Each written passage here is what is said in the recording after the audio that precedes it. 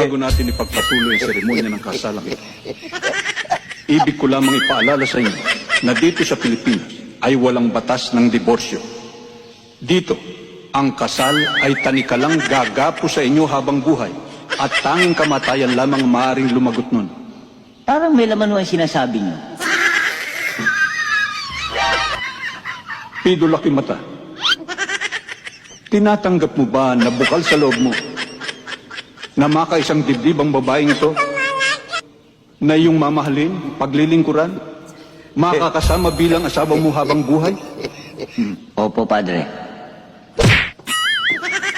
Dida Romulo, tinatanggap mo ba na maluwag sa iyong kalooban na makaisang dibdib ang lalaking ito at ikay nangangako na kayo magsasama sa tuwa at lungkot, sa hirap at ginhawa habang buhay? Opo, Padre. Inuulit ko, tinatanggap mo ba makaisang dibdib ang lalaking ito na hindi ka matatakot, mahihiya o magsisisi man lang habang buhay?